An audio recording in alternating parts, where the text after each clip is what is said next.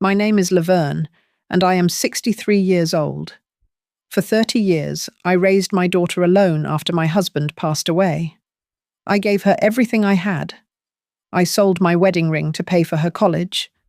I worked 2 jobs so she could have a better life. I believed that a mother's love was unbreakable. I was wrong. My son-in-law called me an extra mouth to feed, and my daughter said nothing. She just sat there and let him throw me out like garbage. But 3 months later, everything changed in a way none of us expected. Before we dive into this story, I want to know where you are watching from today. Drop your location in the comments below. And if you believe that mothers deserve respect, please hit that like button and subscribe to this channel. Trust me, you will want to stay until the end of this one, because sometimes the people who underestimate you the most end up regretting it the most. Let me take you back to where it all began. My husband Harold and I got married in 1982. We were young and full of dreams. He worked as an electrician, and I was an accountant for a small construction company in our town. We did not have much, but our little house was filled with laughter and love. When our daughter Brianna was born in 1985, I thought my life was complete. She was the most beautiful thing I had ever seen. Harold used to hold her in his arms and sing to her every night. Those were the happiest days of my life. But happiness does not last forever. When Brianna was just 12 years old, Harold came home from work one evening complaining about chest pain. I told him to sit down and rest. I made him some tea. He smiled at me and said he was fine. 2 hours later, he collapsed in our kitchen. The paramedics tried everything, but his heart had simply stopped. Just like that, the man I loved was gone. I remember standing in the hospital hallway holding Brianna's hand, trying to explain to a 12-year-old girl that her father was never coming home. That night, I made a promise to myself. I would give Brianna the best life possible, no matter what it cost me. And I kept that promise. For the next 30 years, I worked harder than I ever thought possible. During the day, I continued my job as an accountant. At night, I took on bookkeeping work for small businesses and local shops. I barely slept, but I did not care. Every dollar I earned went toward Brianna's future. I helped her with homework until midnight. I attended every school play, every parent-teacher conference, every graduation ceremony. When she wanted to go to college, I did not have enough money saved, so I sold my wedding ring. It was the only thing I had left of Harold, but I told myself he would have understood. He would have wanted our daughter to succeed. Brianna graduated with a degree in business administration. I sat in the audience that day with tears streaming down my face. All those years of sacrifice had paid off. My little girl had made it. But there was something Brianna never knew about me, something I kept secret from everyone. During those 30 years of working and saving, I had quietly learned about real estate investing. I read books from the public library. I studied the market. When Brianna went off to college, I bought my first small apartment and rented it out. Then I bought another, and another. By the time she graduated, I owned 3 rental properties worth over $750,000 combined. I also had the money from selling my house and decades of careful savings. Altogether, I had accumulated over $1.3 million in assets. I never told Brianna about any of this. I lived simply. I wore modest clothes. I drove an old car. I wanted to surprise her one day with an inheritance that would change her life. I thought she would be grateful. I thought she would see how much I loved her. I had no idea how wrong I was. Brianna met Derek Thompson at the company where she worked after graduation. He was a sales manager, tall and handsome, with a charming smile that could light up a room. She brought him to meet me about 6 months into their relationship. I remember that dinner clearly. We sat in a small Italian restaurant, and Derek asked me all sorts of questions. At first I thought he was just being polite. But then I noticed something strange. All his questions were about money. What did I do for work? Did I own my house? How was I planning for retirement? The questions felt more like an interview than a conversation. I looked into his eyes and saw something calculating behind that charming smile. But Brianna was so happy, so in love. I told myself I was being paranoid. I wanted to believe he was good for her. They got married a year later. The wedding was beautiful, held at a vineyard outside of town. Derek had promised to pay for everything, but somehow I ended up covering half the cost. He always had an excuse, an unexpected expense at work, a delay in his bonus. I wrote the checks without complaint because I wanted my daughter to have her dream wedding.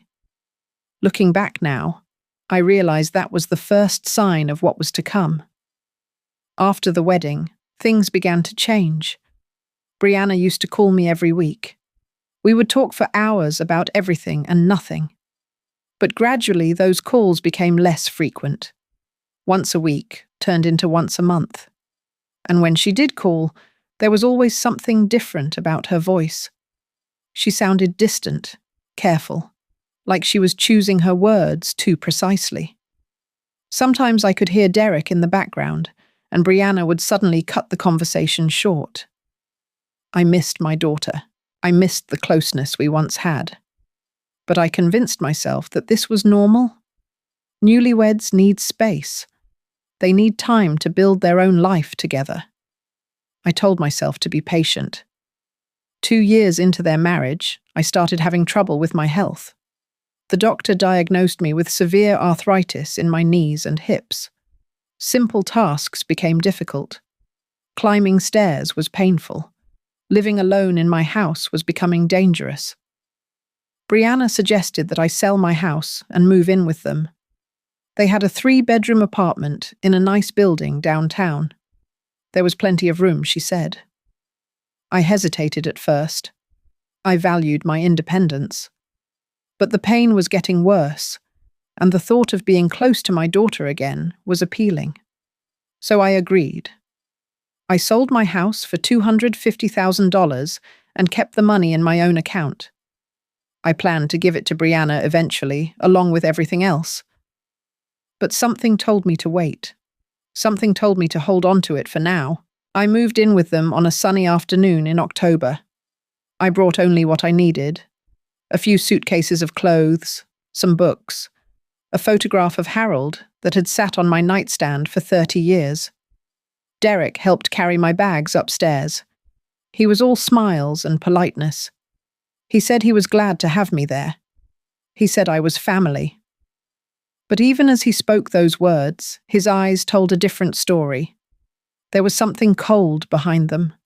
Something that made me feel like I was being measured, evaluated, assessed for my worth.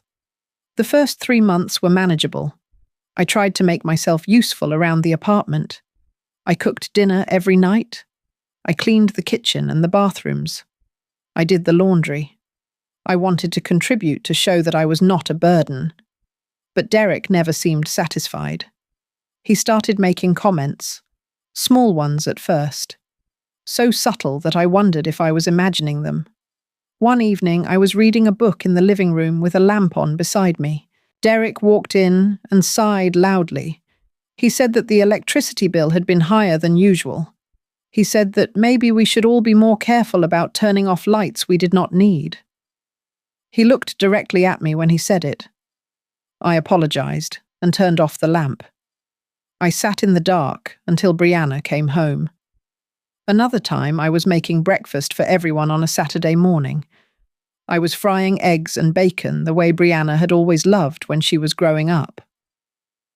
Derek came into the kitchen and commented that I seemed to use a lot of gas when I cooked. He said that maybe I should make simpler meals that did not require so much time on the stove. I stopped cooking breakfast after that. I started eating cereal in my room before anyone else woke up. The comments kept coming. Derek complained that I took too long in the shower. He said the water bill was getting expensive. I started timing myself. 5 minutes maximum. Sometimes I skipped washing my hair just to be faster. He complained that I watched television during the day. He said it wore out the screen. I stopped watching television altogether. I spent most of my time in my small bedroom, trying to take up as little space as possible. I felt like a guest in my own daughter's home. No, not even a guest. Guests are welcomed. I felt like an intruder. The worst part was how Derek treated me in front of other people. One weekend, he invited some friends over for dinner. I offered to help serve the food, trying to be useful. When one of his friends asked who I was, Derek laughed and said I was the family's live-in help. His friends laughed too. I stood there holding a platter of appetizers, my face burning with humiliation. I looked at Brianna, waiting for her to correct him. She just smiled nervously and changed the subject. She did not defend me. She did not acknowledge that I was her mother. I excused myself and went to my room. I cried into my pillow for an hour. I started to notice other things too. Derek and Brianna would go out to dinner at nice restaurants. They never invited me. They took weekend trips to the beach or the mountains. I was left alone in the apartment, wondering what I had done wrong. I had given up everything for my daughter. I had sacrificed my youth, my health, my marriage memories. And now I was being treated like a burden, a problem to be managed, rather than a mother to be loved. One night, I could not sleep. I got up to get a glass of water and heard Derek talking on the phone in the living room. He did not know I was there. I stood in the hallway, hidden by the darkness, and listened. What I heard made my blood run cold. Derek was talking to a friend, laughing about the old woman living with them. That is what he called me. The old woman. He said I had money from selling my house but refused to share it. He said he was working on getting Brianna to convince me to transfer the funds to them so they could buy their own place. He said that once they had my money, they would figure out a way to get rid of me. I stood there shaking. My heart felt like it was being squeezed in a vice. My own daughter's husband was plotting to steal my money and throw me out. And from the way he talked, it sounded like Brianna knew about the plan. I went back to my room without the water. I did not sleep at all that night. I just lay there staring at the ceiling, wondering how everything had gone so wrong. It happened on a Friday evening, 6 months after I moved in. Derek came home from work looking agitated. His jaw was tight and his eyes were hard. Brianna followed behind him, quiet and pale. I was sitting in the living room reading one of my books. Something about the way they walked in made my stomach drop. Derek stood in front of me and announced that his company had laid off several employees. His salary had been cut by 30%. They needed to make sacrifices, he said. They needed to reduce expenses. Then he looked at me with those cold, calculating eyes and said the words that shattered my world. He said they could no longer afford to feed an extra mouth. He said I needed to find somewhere else to live. He said I had 1 week to pack my things and leave. I could not breathe. I turned to Brianna, my daughter, my baby girl, the person I had sacrificed everything for. I waited for her to say something. I waited for her to stand up and tell Derek that he was wrong, that her mother was not going anywhere. But she just stood there. She would not look at me. I asked her directly. I said, "Brianna, do you agree with this? Is this what you want?"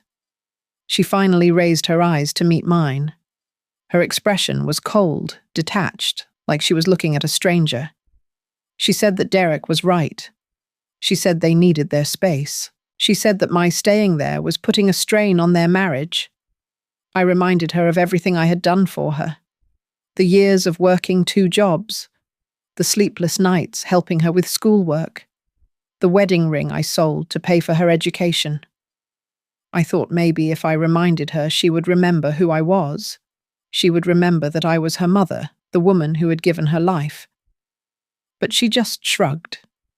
She said that I always brought that up. She said that raising her was my responsibility, not a favour. She said that I should not expect gratitude for doing what a mother is supposed to do. I felt something break inside me. It was not just my heart. It was my faith in everything I had believed about motherhood, about family, about love. I had spent my entire life for this woman, and she was throwing me away like I meant nothing. Derek tapped his watch and said I should start packing. He said 1 week was generous. He said most landlords would only give 3 days. Landlords. He was comparing himself to a landlord.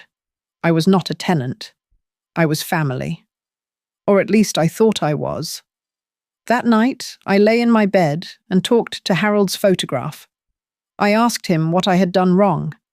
I asked him how our sweet little girl had become this cold stranger.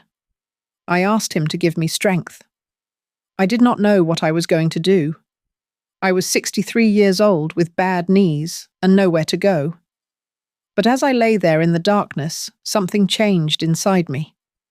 The despair began to harden into something else. Determination.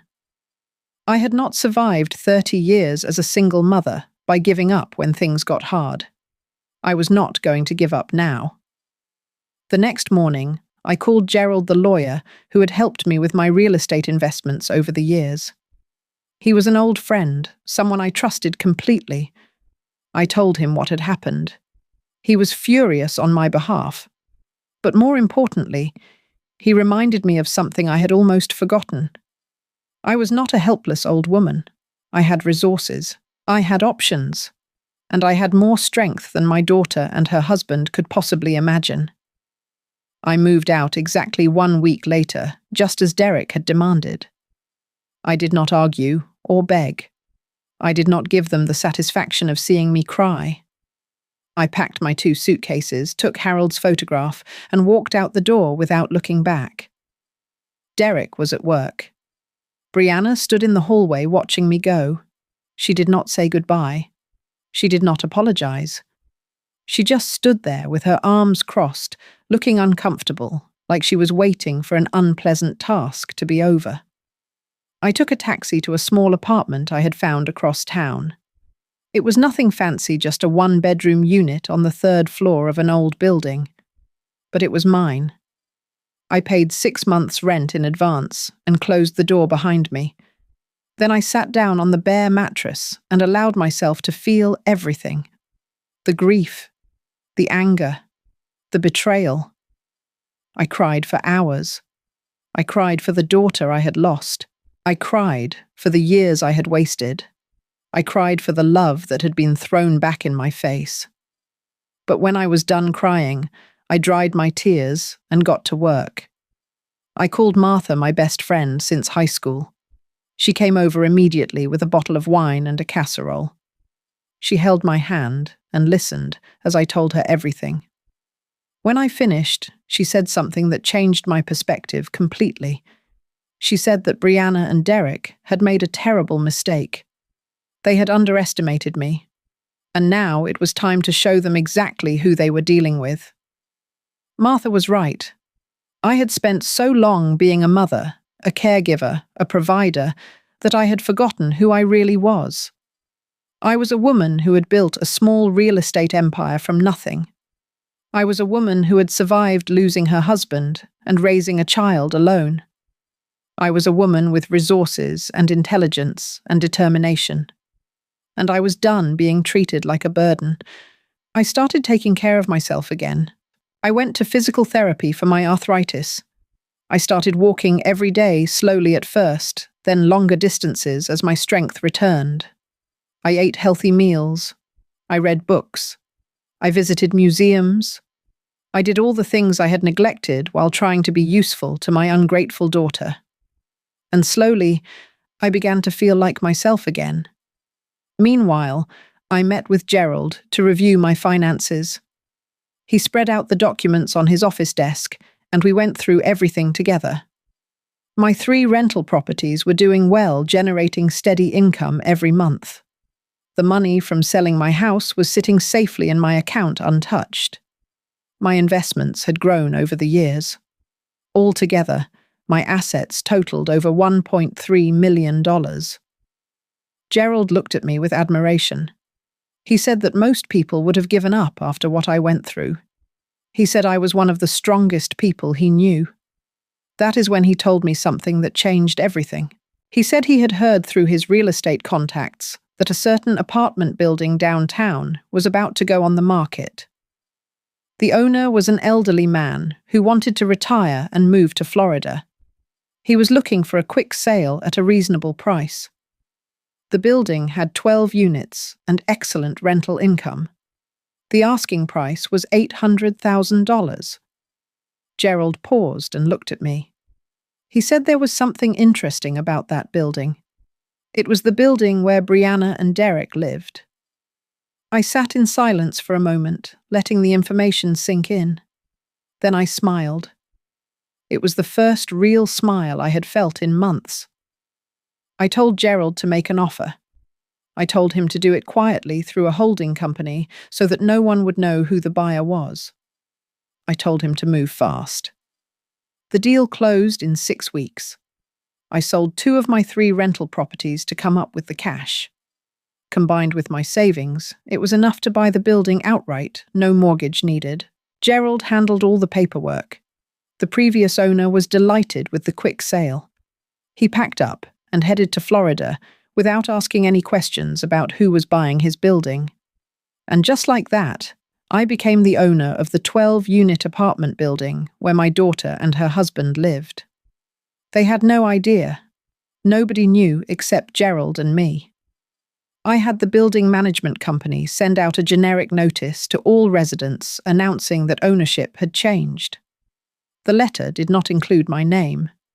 It simply said that new ownership was taking over and that there would be some changes to the rental terms. The biggest change was the rent. I instructed the management company to triple the monthly rate for all units effective in 30 days. It was legal. The previous leases were month to month, and local regulations allowed for significant rent increases with proper notice. Most of the tenants were understanding. Some decided to move out, others negotiated payment plans. But there was one unit where the residents could not possibly afford the new rate. Unit 7. Derek and Brianna's apartment. I received a phone call from the management company a few days after the notices went out. They said a tenant named Derek Thompson had been calling repeatedly demanding to speak with the new owner. He was angry and threatening. He wanted to know who had bought the building and why the rent had increased so dramatically. I told the management company to remain professional and not disclose any information about ownership. I said I would handle the situation personally when the time was right. 3 weeks passed. I spent that time preparing myself mentally for what was to come. I went for long walks. I talked to Martha. I visited Harold's grave and told him what I was planning. I asked for his blessing. I imagined him smiling that warm smile of his, telling me to give them what they deserved. On a Thursday afternoon, exactly 1 month after the notices went out, I drove to the apartment building. I parked across the street and waited. Around 5:30, I saw Derek and Brianna walking home from the bus stop. They had sold their car, I noticed. Probably trying to save money. Good. They would need every penny. I got out of my car and walked into the building lobby. I stood near the mailboxes, pretending to check something on my phone. A few minutes later, Derek and Brianna came through the front door. They were arguing about something. Money, probably. They always seemed to be arguing about money these days. Derek saw me first. He stopped in his tracks, his face contorting with confusion and then anger. He demanded to know what I was doing there. He said I had no right to be in that building. He said he would call security. I remained calm. I looked at him steadily and said that I had every right to be there. I said that I was there to check on my property. Derek laughed a cruel, mocking sound. He asked what I was talking about. He said I did not own anything. He said I was just a homeless old woman with nowhere to go. That is when I reached into my purse and pulled out the deed to the building. I unfolded it slowly and held it up so they could both see. I said that actually I owned this entire building. I said that I had purchased it 2 months ago. I said that I was their landlord now. The colour drained from Derek's face. His mouth opened and closed, but no sound came out.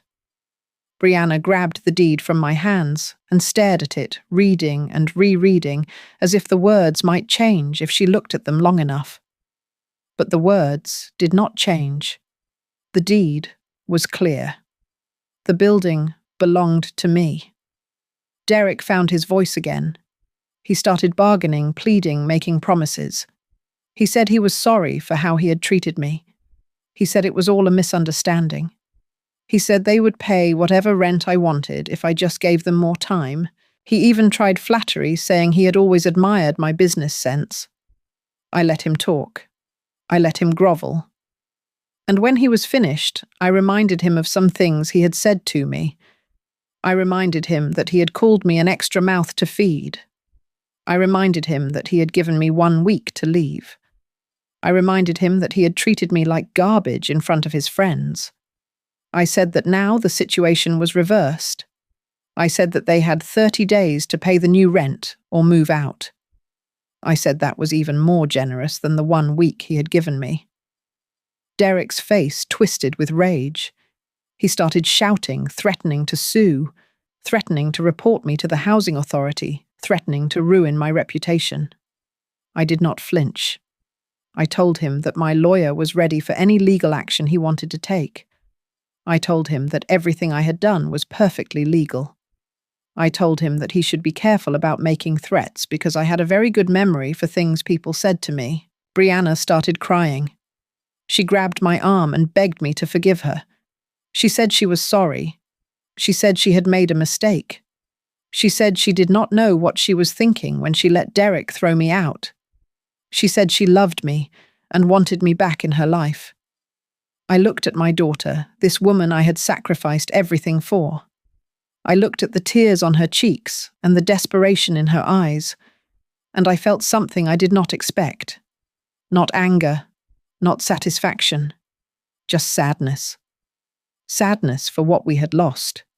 Sadness for what could never be recovered. I told her that I forgave her, but I also told her that forgiveness did not mean forgetting. I told her that she had chosen her husband over her mother, and now she had to live with that choice. I told her that I would not be part of their lives anymore, at least not in the way I used to be. I told her that I needed time and space to heal. Then I turned and walked out of the building. I did not look back. I could hear Brianna calling my name, crying, begging me to wait. But I kept walking. I got in my car and drove away. Derek and Brianna could not afford the new rent. Of course they could not. I had set the price deliberately high, not impossibly high for the market, but certainly impossible for them.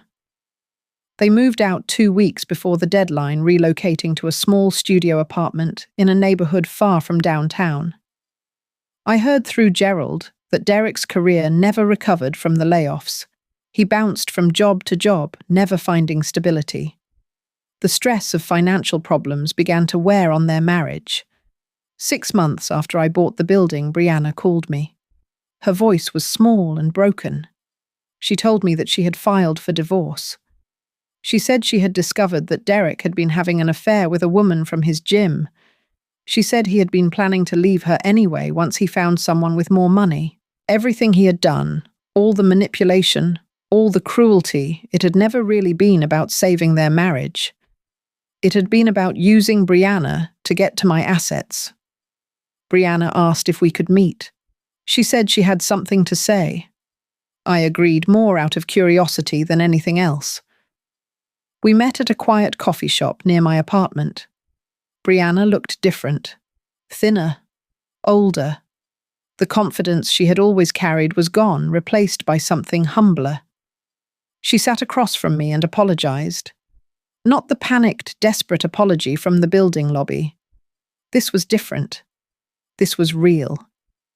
She said she knew that words could not undo what she had done. She said she had been blind and foolish. She said Derek had manipulated her into believing that I was a burden, that I was holding them back, that I was using them. She said she had been so desperate to make her marriage work that she had sacrificed the one person who had always truly loved her. I listened without interrupting. When she finished, I reached across the table and took her hand. I told her that I had spent 6 months grieving the daughter I thought I had lost. I told her that I had been angry and hurt and devastated. But I also told her that I was tired of carrying those heavy feelings. I told her that I chose to forgive her, not because she deserved it, but because I deserved peace. I told her that rebuilding our relationship would take time. Trust once broken is not easily repaired, but I was willing to try if she was. Brianna squeezed my hand and nodded, tears streaming down her face. She said she would spend the rest of her life proving that she was worthy of my forgiveness. We started meeting once a month after that. Coffee, lunch, walks in the park. Slowly, carefully, we began to rebuild what had been broken. It was not the same as before. It could never be the same. But it was something. A new kind of relationship built on honesty instead of assumption, on earned trust instead of blind obligation. I hired a professional property management company to run the building. The rental income provided me with financial security for the rest of my life. I used some of the profits to travel. I went to places Harold and I had always dreamed of visiting: Paris, Rome, the Greek islands. I took Martha with me on some trips. We laughed and explored and made new memories. I also took art classes and joined a book club. I made friends with people who valued me for who I was not, for what I could provide them. One evening, I sat on my balcony watching the sunset. The sky was painted in shades of orange and pink and purple. I thought about everything that had happened: the joy of raising Brianna, the pain of losing Harold, the betrayal of being thrown out of my daughter's home, the triumph of buying that building and taking control of my life. I realized something important. Throughout my life, I had defined myself by my relationships to others. I was Harold's wife. I was Brianna's mother. I was always someone's something. But after everything that happened, I finally understood that I was also just Laverne. A woman with her own value, her own strength, her own worth. I did not need anyone else to validate my existence. That did not mean I had to be alone. I loved having Brianna back in my life, even in this new, more guarded way. I loved my friends, and my travels, and my hobbies. But I also loved being with myself. I had learned to be my own best company. The lesson I want to share with you is this: love does not mean accepting mistreatment. Family does not give anyone the right to disrespect you. And your value as a person is never determined by how useful you are to others. Sometimes the people we love the most are the ones who hurt us the deepest. But that does not mean we have to stay and endure the pain. Sometimes walking away is the bravest and most loving thing you can do for yourself. If you are in a situation where someone is making you feel like a burden, like an extra mouth to feed, like you are taking up space that you do not deserve, I want you to know something. You are worthy of love and respect simply because you exist.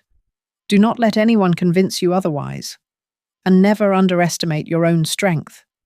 You might surprise yourself with what you are capable of. Now I want to hear from you. Have you ever been underestimated by someone who should have known better? Have you ever had to stand up for yourself against people who were supposed to love you? Share your story in the comments below. I read every single one, and your experiences might help someone else who is going through something similar. If this story touched your heart, please give it a thumbs up. That like button helps more people find stories like this one. And if you have not subscribed yet, please do. We share stories of strength, resilience, and triumph every week, and I would love for you to be part of this community. Do not forget to share this video with someone who needs to hear it. You never know who might be going through a difficult time and could use a reminder that they are not alone. Thank you for watching. Thank you for listening. And remember, no matter what anyone says, you are not an extra mouth. You are a whole person deserving of a seat at the table. Until next time, take care of yourselves and each other.